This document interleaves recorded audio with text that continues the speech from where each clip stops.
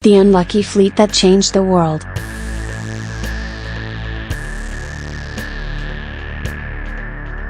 It's not generally considered a pleasurable experience to be part of the armed services, even during the best of times. Still, there are particular military units you wouldn't want to be part of even by the cruel standards of historical hardship. You'd almost certainly not want to be a member of any army making a last stand against the Mongols or part of any army stuck in an unfamiliar climate. Yet there's another way for being a person in uniform to be horrible. The command can be highly embarrassing. Not just temporarily embarrassing because of the odd bad order being issued. We're talking humiliation that drags out for months and months before the eyes of the world. In February 1904, the Russian Far East Fleet was subjected to a surprise attack by the Japanese fleet under Admiral Togo and driven into Port Arthur on Russia's eastern coast, trapping a number of warships, beginning an undeclared war.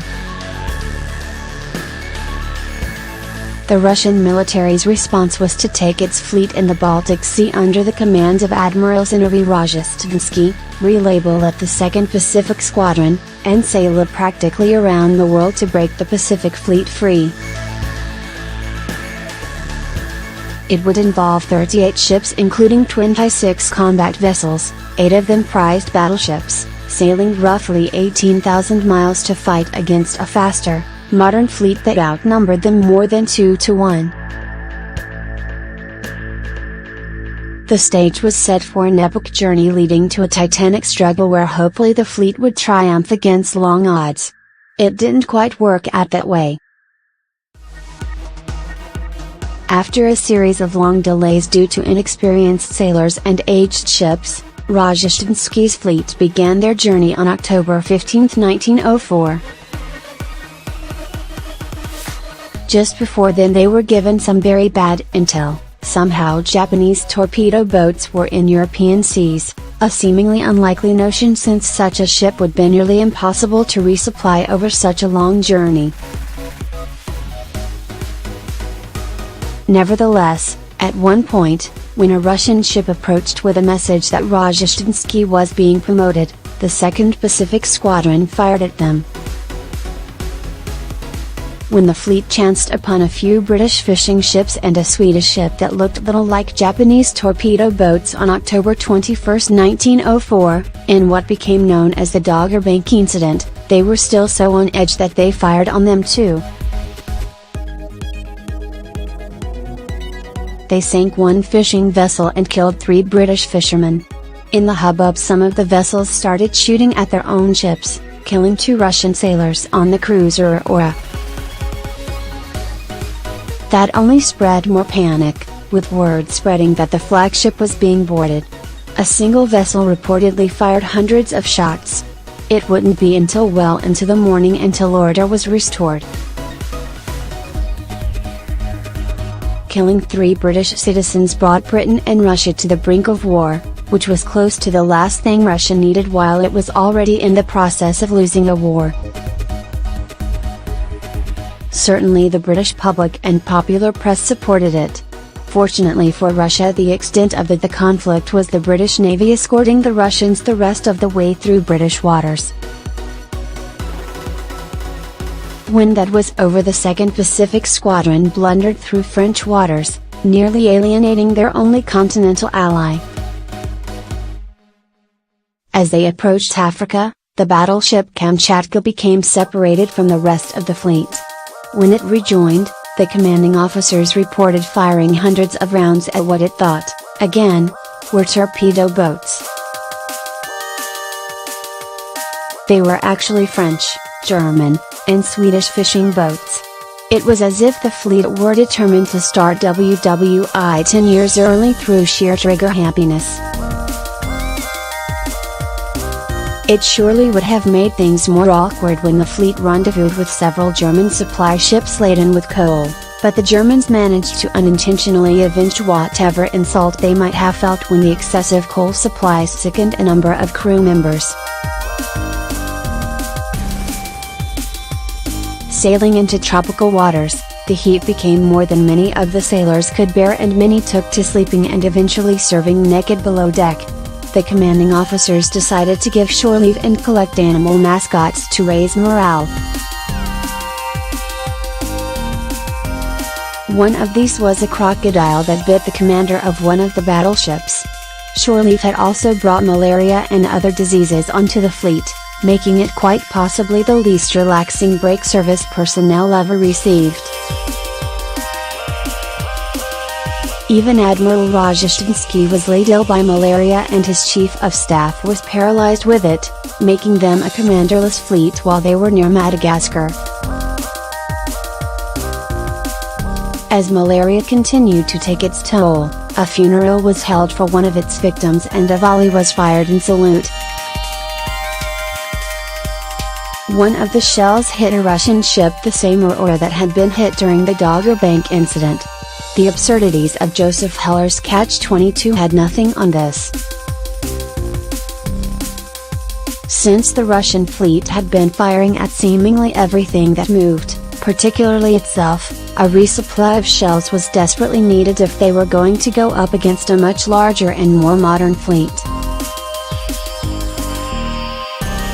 After leaving Madagascar, they met with supply ships that were supposed to provide them, and only to find that through some failure of communications, tens of thousands of winter coats had been provided to the men who were often too hot to even wear their regular naval uniforms. It was as if some bizarre inversion took place of how, in the winter of 1941, the Wehrmacht in Russia would desperately need proper winter coats. That this was not greeted by the many sailors with immediate mutiny just went to show how loyal the sailors of the Pacific Squadron really were. Around this time as well, the refrigerator unit on the supply ship carrying the fleet's fresh meat broke down. Rotten meat was being dropped overboard in great amounts. As if nature itself wanted to get another kick in at the Pacific Squadron, this meant that for a long period the ships full of men already certain they would never win the coming battle were being brailed by sharks. On January 2, 1905, the Russians in Port Arthur surrendered, thus making the entire rescue operation impossible. Especially vexing was that they had surrendered while still well supplied for a siege solely because of breakdowns in communication. By March of 1905, the Russian land military would be defeated at Mekden. It left the war essentially unwinnable, but didn't stop the Pacific Squadron from chugging its way to destiny. Finally, on May 27, 1905, the fleet arrived in Tsushima Strait, where they knew the Japanese were waiting for them. The Russians hoped to slip through fog, but in the final great fatal irony, the fleet that had mistaken neutral ships for enemies twice and fired at Russian ships again and again held its fire now that it was confronting the enemy it had apparently seen everywhere else. One of the fleet's hospital ships saw the Japanese cruiser Shinomimaru, and began signaling to it, effectively giving away their location. Knowing where the Pacific Squadron was, Admiral Togo was able to sail his squadron into the heart of their ships, allowing the Japanese vessels to fire broadside into the Russians, who could only bring a small fraction of their guns to bear. It was pretty much a worst-case scenario for the former Baltic Fleet. When it was all over, Admiral Rozhestensky was in Japanese captivity along with 6,000 other prisoners, mostly from 7 ships that had successfully surrendered. Even surrendering was treacherous for those 7 vessels, since when they initially hoisted the surrender flags the Japanese code books hadn't been updated to include the surrender signal. white flags hadn't worked either, because in a battle with the Chinese fleet in 1894 the Japanese ships had been tricked by white flags.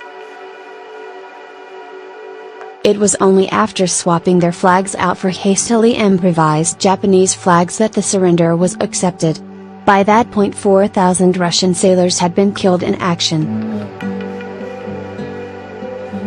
In all, only 3 Russian ships got away from the battle intact, while 6 limped away effectively crippled, and 21 sank.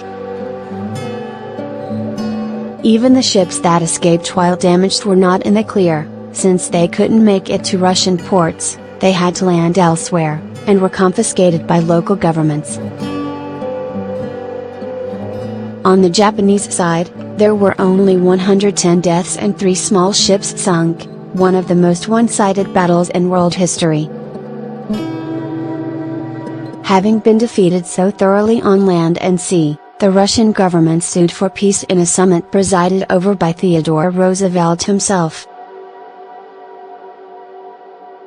It was an immense surprise to the European powers, as it was the first time in centuries a Western nation had been defeated by an Eastern. The Japanese government was so encouraged by their victory that it fanned the flames for a Japanese Pacific Empire in their popular consciousness, and would eventually lead to a repeat of the surprise attack at Port Arthur in Pearl Harbor, though with significantly different consequences. Meanwhile, the defeat and its economic hardship brought on by the cost of the war was one of the driving factors of the unsuccessful 1905 Russian Revolution.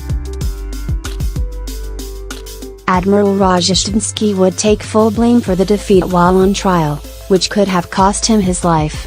Ultimately, he and his command were pardoned by the Tsar. Presumably, if the Tsar had wanted to give them the worst punishment, he would have given them new commands.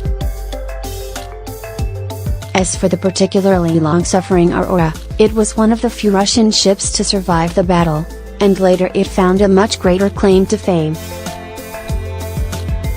On October 24, 1917, it would signal one of the more momentous events of the Russian Socialist Revolution when a blank round gave the go-ahead to attack the Winter Palace in St. Petersburg. Given what it had gone through, it was understandable that the ship would be particularly aggrieved with the government.